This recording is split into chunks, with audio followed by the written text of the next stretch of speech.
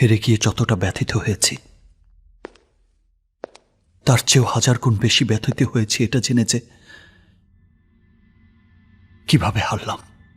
আপনার ফেভার না পেলে বিপদে হয়ে যেত। থ্যাংক ইউ চৌধুরী সাহেব, থ্যাংক ইউ। আসসালামু আলাইকুম। ওয়ালাইকুম সালাম। সেদিন থেকেই মাথায় হাজারো প্রশ্ন এসে ঘুরপাক খাচ্ছে। জন্ম থেকে যে সুখের জীবনযাপন করেছি, ছাত্র জীবনে যে অজস্র টাকা দুহাতে খরচ করেছি, লক্ষ লক্ষ টাকা খরচ করে বিদেশ থেকে ব্যারিস্টারি পাশ করে এসেছি, এই যে আলিশান বাড়িতে বাস করি, আপনারা প্রাণ খুলে যে অজস্র টাকা খরচ করেন,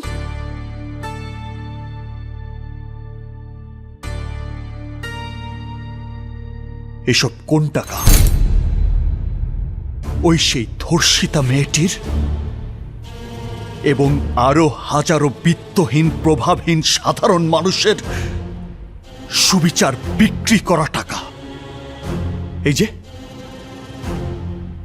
যে মানুষটি,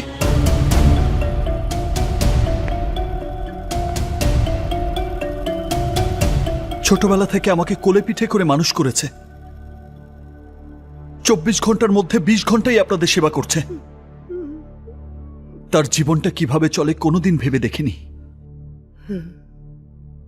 ওই ঘটনার পর একদিন জোর করে তার সাথে গিয়েছিলাম তার বাসায়। জানেন আম্মা কিভাবে জীবনযাপন করে এই মানুষটি? খোলা নর্দমার পাশে একটা বস্তিতে 2000 টাকা ভাড়া দিয়ে বাস করে তার পরিবার। গরমে মরে, শীতে কষ্ট পায়, বাচ্চাদের লেখাপড়ার খরচ দিতে পারে না, অসুখের চিকিৎসা করাতে পারে না।